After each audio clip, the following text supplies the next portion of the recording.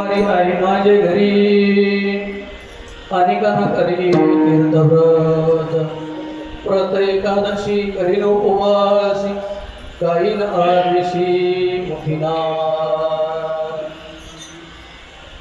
प्रस्तुत प्राप्त प्रसंगी कीर्तनरूपी सेवेसाठी निवडलेला आपण महान भगवत भक्त कैवल्यधारी भजन शिरोमणी जगद्गुरु तुकोबाराय यांचा 3 चरणाचा असून वारीचं महत्व, नामाचं महत्व, एकादशीचं महत्व सांगणार आहे. विठ्ठल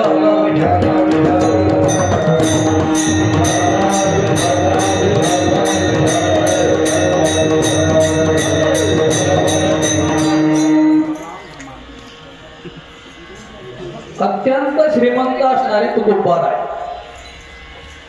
शब्द काळजीपूर्वक आहे का? अत्यंत श्रीमंत मंडळी.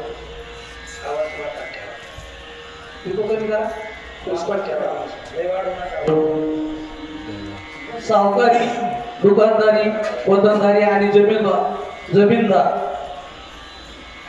असे श्रीमंत असणारे तुकोबाराय. पण हल्लीच्या काळामध्ये काही अज्ञानी कीर्तनकारांनी त्यांची प्रतिमा गरीब म्हणून मांडली. तुकाराम महाराज गरीब होते. आता त्यांनी ते त्यांच्यामध्ये काय पाहिलं ते सांगता येणार नाही. पण तुकोबाराय खूप श्रीमंत होते. आता ह्या अज्ञानी महाराजांनी 4 अभंग पाठ केले आणि त्यांच्या त्याच्या भरोश्यावर ते 4 चाकीत फिरायला लागले. काही काही 10-20 पाठ केले ते विमानात फिरत आहे आणि तेच काय म्हणतात तुकाराम महाराज गरीब होते. आता एका अनोळखी साधकाने महाराजाला प्रश्न विचारला. भेट झाली आणि महाराजाला विचारलं, महाराज तुमच्या घरी काय काय? तर महाराज सहज म्हणले, आमच्या घरी पंढरीची वारी. आता त्याला आश्चर्य वाटला, ही काय संपत्ती झाली काय? आता आपल्यासारख्याला जर प्रश्न विचारला असता कोण एखाद्या अनोळखी माणूस आपल्याला भेटला आणि आपल्याला प्रश्न विचारला की तुमच्या घरी काय काय, तर आपण काय सांगू? बरं, गाडी आहे, बंगला आहे, ट्रक आहे, ट्रॅक्टर आहे, 2 बैल आहे, 1 नक्ती बायको आहे, 6 गाय बोर आहे, ठासून सांगणार. पण तुकाराम महाराजांनी ते नाही सांगितलं. त्यांनी सांसारिक वैभव न सांगता परमार्थिक वैभव सांगितलं. पंढरीची वारी आहे माझे घरी आणि गण करी तीर्थव्रत. आता पंढरीची वारी करतो म्हणून साहजिकच उपवास बी त्या अनुषंगाने झाला. म्हणजे व्रत एकादशी करीन उपवासी गाईन अनिशी मुखीना. पंढरीची वारी, व्रत एकादशी, नाम कोणतं घेता तुम्ही? तर जे कल्पनेपासून सत्य आहे ते नाव घेतो. कोणतं नाम? विठोबाचे गाई नवी येई नवी वाचे बीज कल्पांतीचे तुकार. हा झाला अभंगाचा सरळ साधा सोपा आणि सुटसुटीत भावार्थ. आता आपण विस्तृत भावार्थाकडे वळू. विठ्ठल विठ्ठल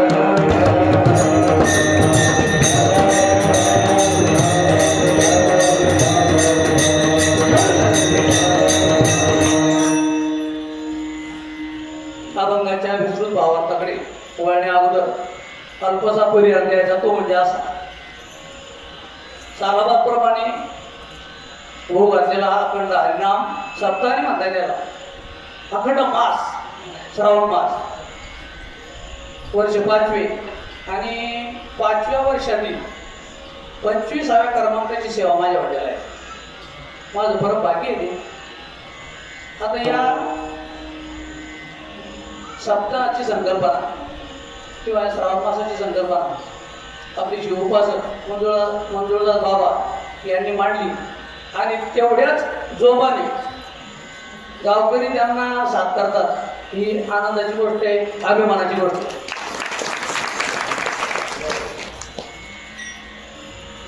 आता बाबाला स्तुती प्रिय नाही आणि टाळ करायला बी नाही. स्तुतीपेक्षा वस्तू तिथे सांगणं गरजेची आहे. महाराज आता बाबाचा संकल्प आहे समजा की गावाला पंचकृषीला ज्ञानदान मिळालं पाहिजे. या श्रावण मासामध्ये काहीतरी पवित्र कार्य घडलं पाहिजे म्हणून त्यांनी हा सप्ताहाचं नियोजन केलं आणि तुम्ही सर्वांनी त्यांना सहकार्य केलं. आता एकट्याचं खेळ नाही म्हणून मेळ मिळवून असं आहे. लोहे गड्याचा खेळ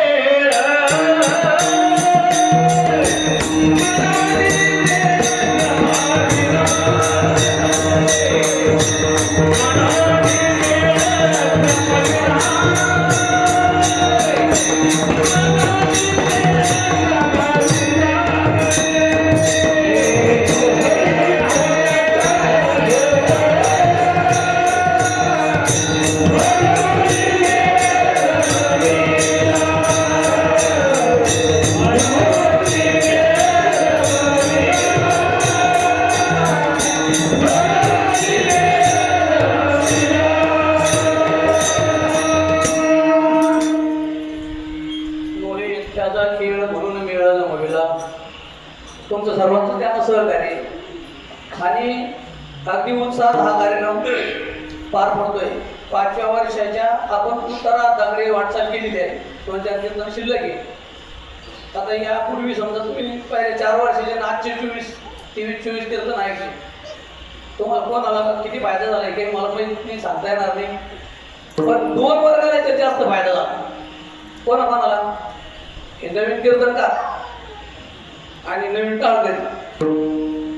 बाबा तुम्हाला स्तुती प्रिय नाही या मताशी मी सहमत आहे, पण हे तुमचं चालती बोलती संस्था जी वार्षिक संस्था या एका महिन्यामध्ये परफेक्ट 25 कीर्तनकार घडून जातात.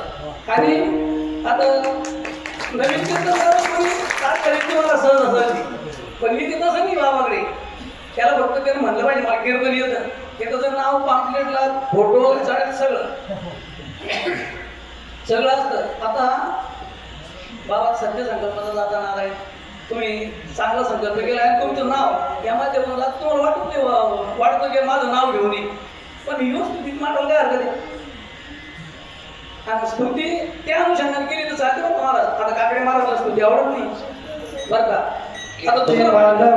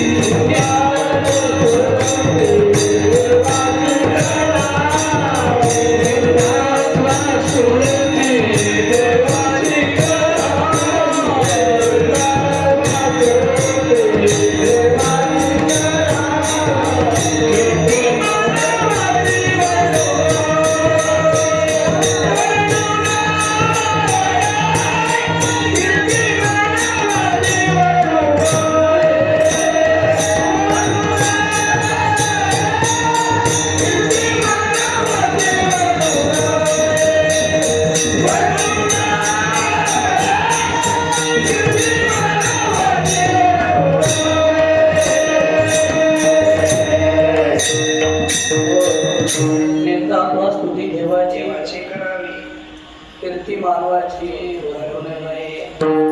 जे काय बोलायचं ते देवाविषयीच बोललं पाहिजे असं महाराजांचं प्रमाणे.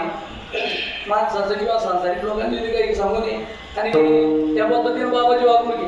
दुसरा मुद्दा मी असं सांगत होतो नवीन टाळ करायचा की व्यासपीठ असे बाबा तुम्ही उपलब्ध करून दिलेलं व्यासपीठ की या लोकांना एक सुवर्ण संधी आहे. आता इथे समजा आपल्या त्याची किंमत नाही गावाच्या गावात, पण तुम्ही बाहेर द्यायला होतं का कुठे मग अशी पट्टीचे तयार झाले आणि समाजाचा नियमच तसा आहे की सर्वांना सोबत घेऊन आपण वाटचाल केली पाहिजे. आता त्यांना आता समजा मला जास्त हे नसल्यामुळे पण प्रत्येकाला चान्स आहे आणि रोज प्रत्येकाला म्हणलं तुम्ही म्हणा ही खूप चांगली गोष्ट आहे. इथून शिकून जावं माणसानं. बाहेरचे लोक जे येते टाळकरी वगैरे मानपान काय असतो, प्रेम काय असतं ते खालापूर येऊन शिकायचं. विठ्ठल विठ्ठल